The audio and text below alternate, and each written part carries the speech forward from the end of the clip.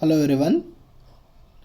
In this session, we are going to study about the paper for second year students, that is aquarium fish keeping. So in last class we have discussed about the importance and scope of aquarium fish keeping and also the endemic and exotic fishes.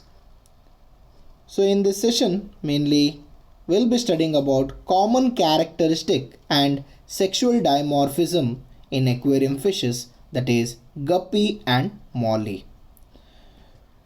So these are the objectives. So in this session you will be coming to knowing about aquarium fish keeping, what are the basic concepts, and also the sexual dimorphism and characteristics of guppy and molly. So once you study, this is our outcome. So prerequisite, so in previous class as I have talked about aquarium fish keeping and also the aquaculture and fishes. So coming to the common characteristics and sexual dimorphism of aquarium fish, that is first fish, that is guppy.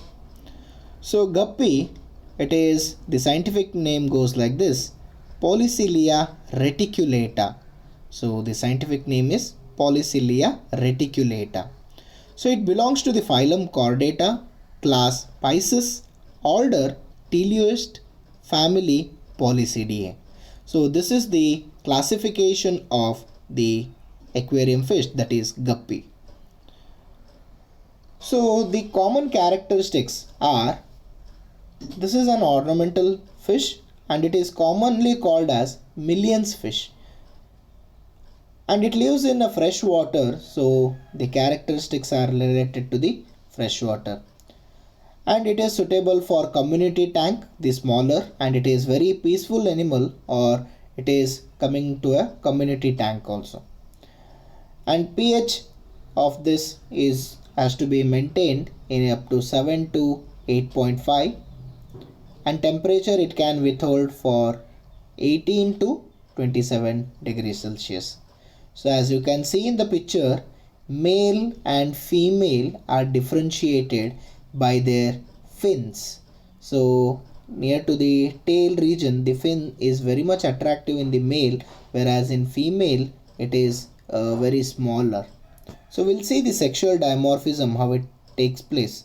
So males are comparatively smaller than the female, and males have long and more colorful fins. So the size will be smaller, but fins are very much larger in males. So the males have stick-like gonopodium, that is modified anal fin. So that is used for the copulation or reproduction. In female, the anal fin is rounded, and these animals are omnivorous and they are live bearers. So this is the sexual dimorphism which you can see in guppy fish. So moving to second fish, that is molly. So molly also belongs to the Polycilia and the phylum Chordata, class Pisces, order Teleost, then family Polycidae. So this is the classification for the aquarium fish molly. So let's see the common characteristics and also the sexual dimorphism of this molly fish. So it is an ornamental fish and it belongs to the family swordtails and guppies.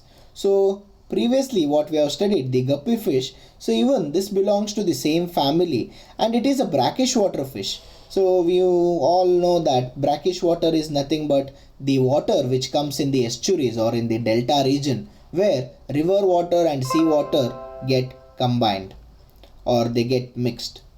The tablespoon of salt is added to the tank for the better performance of the molly, because their pH has to be maintained, so that the salt is added. And also these animals are omnivorous and their lifespan is around for 5 years. And it is a live bearer, giving birth to the young ones and directly development, and they do not lay eggs. So these are the characteristics. And if you see the sexual dimorphism in males and female, if you see the structure, like in the fin region, the male is having the pointed and the comma shaped fin in near to the the ventral areas, dorsal and the ventral areas. But whereas in the female, you cannot find that fin area. So these are some of the sexual dimorphism characters which you can see in the fish molly.